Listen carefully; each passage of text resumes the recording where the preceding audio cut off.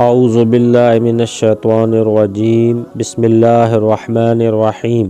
حضرت سلیم حضور صلی اللہ علیہ وآلہ وسلم کی خدمت میں حاضر ہوئیں اور عرض کیا، میرے خاوند ابو طلحہ رضی اللہ تعالی عنہ اور ان کے بیٹے تو حج کو چلے گئے اور مجھے چھوڑ گئے۔ حضور صلی اللہ علیہ وآلہ وسلم نے فرمایا کہ رمضان میں عمرہ کرنا میرے ساتھ حج کرنے کے برابر ہے۔ حضور اقدس صلی اللہ علیہ وآلہ وسلم کا یہ ارشاد کہ رمضان المبارک میں عمرہ کرنا حج کے برابر فضیلت رکھتا ہے، مختلف احادیث میں وارد ہوا ہے۔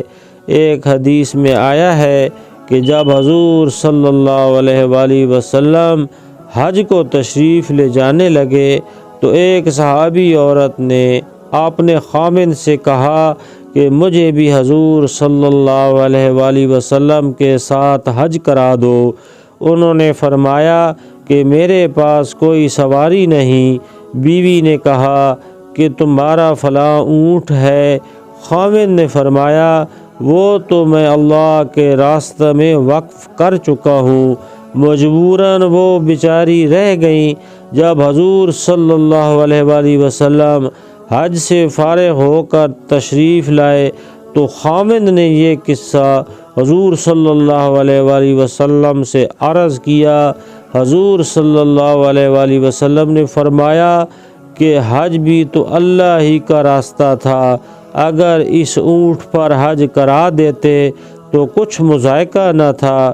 پھر خاوند نے عرض کیا کہ حضور میری اہلیہ نے سلام عرض کیا اور یہ دریافت کیا ہے کہ آپ صلی اللہ علیہ وآلہ وسلم کے ساتھ حج نہ کرنے کی تلافی اب کیا ہو سکتی ہے۔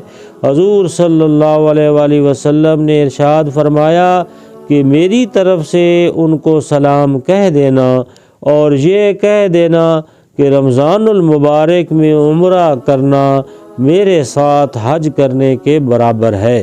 اللہ رب العزت عمل کی توفیق دے۔ جزاک اللہ۔